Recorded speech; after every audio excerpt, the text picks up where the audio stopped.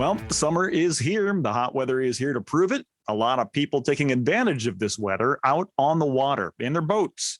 It's a good time to start talking about boating and the legal rules that surround boating. And God forbid an injury. If there's an injury on the water, what do you do then? Well, Tom Sinas from Sinas James Law Firm joins us to break this all down. Hey, Tom. Hi, Todd. How are you? I'm well. I love getting out on the water, out on a boat. But there's a lot to talk about here. Maybe next week, we'll cut this into a two-part series. Next week, we'll talk about the injuries. Today, let's talk about just the basic legal rules of boating. It's a great place to start. What do you have to do before you actually get in the water, or as some people might call the paperwork part? Well, the two most basic parts of the paperwork component are registration and certification. So, as I think most everyone knows, your boat has to be registered. The registration has to be displayed on both sides of the boat's bow, where it can be seen above the water line, of course. Think of it, of course, like a license plate. There's some exceptions to the registration rule. Hand-powered boats or kayaks that are less than 16 feet do not have to be registered, but basically everything else does. Remember, your registration is good for 3 years after it's issued, but it expires on March 31st of the year of expiration. And registrations cannot be transferred from boat to boat. What about certification? Okay, here, this is the question of, well, what do I need in order to be able to legally drive a boat? Is there such thing as a boating driver's license? Well, not really, but in a way, yes. Here, the date, July 1, 1996 matters. And this is the cutoff date, so to speak, about whether or not you need a boating safety certificate to drive a boat. If you were born on or after that day, on or after July 1, 96, then you do not need a boating safety certificate. But if you were born before, then you need that boating safety certificate. Now, there are different rules for children under the age of 12. And I would encourage people, if you're going to have a child that young operating a boat, to make sure you check the rules and to be extra safe. So those are some of the kind of very basics about the things you need to have in place before you actually get out there and start enjoying the water. Well, you made that connection with the driver's license, which makes me think of cars, which makes me think of auto insurance. Do you have to have boat insurance? Great question. No, you're not required to have boating insurance. You're not required to have insurance that protects you against liability if you hurt someone, or that covers the damage to your boat if you wreck your boat. But of course, most boat owners do, because it's a really good idea.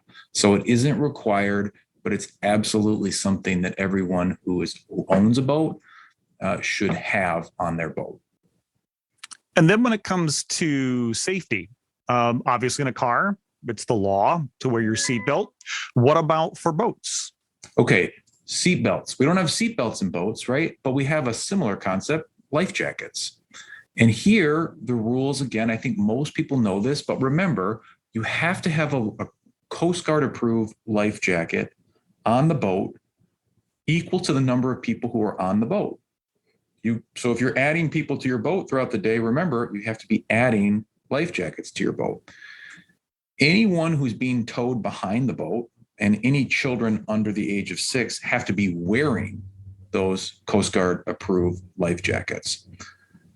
Safety, other safety concepts. Well, we have some state laws and regulations about basic rules of operation of a boat. And I can't cover all of them, but let me give you a few highlights. One, for example, unpowered vessels like a sailboat or a kayak under state law have the right of way when traveling, and powered vessels therefore need to get out of the way. When two powered vessels are approaching each other, each powered vessel should keep to the left when passing each other. Some people say, well, what about a speed limit? What's the speed limit on this body of water? Well, it doesn't really work like a highway, right? So we have a general rule that says that everyone operating a boat must operate it in a careful and prudent manner, and must operate it in a speed that allows them to come to a safe stop. Now, obviously, that is somewhat subjective, but it puts the onus on the boat operator to make sure that you can safely stop and that you aren't operating at a dangerous speed.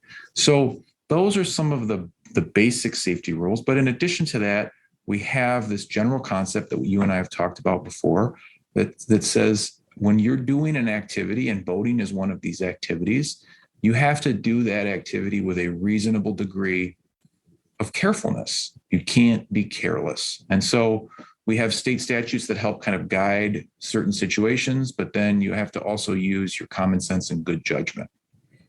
Well, then get the paperwork in. Hopefully you've got it done already for this year. Make sure that you've got the life jackets for enough people. It's not a bad idea to brush up on those basic operating laws. If you want more information, of course, Tom, you've got a great resource, your website. Yeah, they can find us online at www.sinusdramus.com, or shoot us an email at info@sinusdramus.com, or give us a call the old-fashioned way at 616-301-3333.